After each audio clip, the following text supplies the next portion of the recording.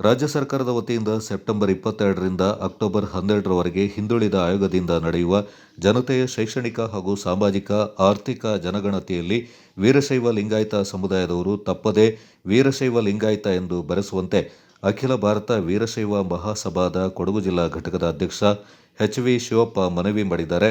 ನಗರದಲ್ಲಿ ಸುದ್ದಿಗೋಷ್ಠಿಯಲ್ಲಿ ಮಾತನಾಡಿದವರು, ಸಮೀಕ್ಷೆ ಅನುಸೂಚಿಯ 8ರ ಧರ್ಮದ ಕಾಲಂನಲ್ಲಿ ನೀಡಿರುವ 11ನೇ ಕೋಡ್ನ ಇತರೆ ಎಂದಿರುವ ಸ್ಥಳದಲ್ಲಿ ವೀರಶೈವ ಲಿಂಗಾಯತ ಎಂದು ಮತ್ತು 9ರ ಜಾತಿ ಕಾಲಂನಲ್ಲಿ ಲಿಂಗಾಯತ ಅಥವಾ ವೀರಶೈವ ಎಂದು ನಿಗದಿತ ಸಂಖ್ಯೆಯನ್ನು ನೀಡಿ ನಮೂದಿಸಬೇಕು.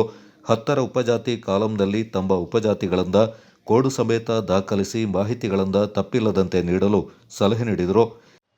ಕಾಲಂ 9ರಲ್ಲಿ ನಾವು ಜಾತಿ ಇದರಲ್ಲಿ ವೀರಶೈವ ಅಥವಾ ಲಿಂಗಾಯತ ಇರ್ಬೋದು. ಮತ್ತು ಈ 10ನೇ ಉಪಜಾತಿ ಕಾಲಂನಲ್ಲಿ ನಮ್ಮ ಕಸುಬುಗಳಿಗೆ ತಗ್ಗಾಗೆ ತಮಗೆಲ್ಲರೂ ತಿಳಿದಿರ್ಬೋದು, ನಮ್ಮ ವೀರಶೈವ ಲಿಂಗಾಯತ ಸಮಾಜದಲ್ಲಿ ಏನಾಗಿದೆ ಅಂದರೆ, ಏನು ನಾವು ಕಸುಬುಗಳು ಮಾಡ್ತಾಯಿದ್ದೀವೋ, ವ್ಯಾಪಾರ ಮಾಡ್ತಾಯಿದ್ರೆ ಸೆಟ್ರು ಅಂದ್ಕೊಳ್ತೀವಿ. ಈ ನಮ್ಮಲ್ಲಿ ಮಡಿವಾಳ ಸೆಟ್ರು ಇರ್ಬೋದು, ಆಚಾರ್ಯರು ಇರ್ಬೋದು, ಹೀಗೆ ಕುಂಬಾರರು, ಹೀಗೆ ಎಲ್ಲ ಒಳಪಂಗಡಗಳಿದ್ದಾವೆ. ಅವೆಲ್ಲ ಅವರವರ ಉಪಜಾತಿನಲ್ಲಿ ಅದನ್ನು ನಮೂದಿಸ್ಕೊಳ್ಬೇಕು. ಅದು ಆಗ್ತಾ ಇಲ್ಲ ನಮ್ಮಲ್ಲಿ. ನಾವು ಇಂಡಿಪೆಂಡೆಂಟಾಗಿ ಎಲ್ಲ ಬರ್ಸ್ಕೊಳಕ್ಕೆ ಹೋದಾಗ ಈ ಥರ ಸಮಸ್ಯೆಗಳು ಬಂದುಬಿಡ್ತವೆ. ನಮ್ಮ ಒಟ್ಟಾರೆ ಜನಸಂಖ್ಯೆ ಕಂಡು ಬರೋದಿಲ್ಲ. ಆ ಒಟ್ಟಾರೆ ಜನಸಂಖ್ಯೆ ಸಿಗಬೇಕು ಅಂದರೆ ಇದೊಂದು ಸದಾವಕಾಶ.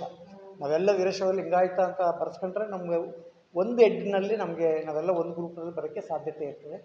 ಮತ್ತು ನಮ್ಮ ಜೊತೆಗೆ ನಮ್ಮ ಆರ್ಥಿಕ ಪರಿಸ್ಥಿತಿ ಹೇಗಿದೆ, ಏನು ಉದ್ಯೋಗದಲ್ಲಿದ್ದರೆ ಅವೆಲ್ಲ ಮಾಹಿತಿ ಇದರಲ್ಲಿ ಏನು ಸಾಫ್ಟ್ವೇರ್ ಸರ್ಕಾರ ಡೆವಲಪ್ ಮಾಡಿದೆಯೋ ಅದರಲ್ಲೆಲ್ಲ ಮಾಹಿತಿಗಳನ್ನ ಕಲೆಕ್ಟ್ ಮಾಡ್ತಾಯಿದ್ದಾರೆ.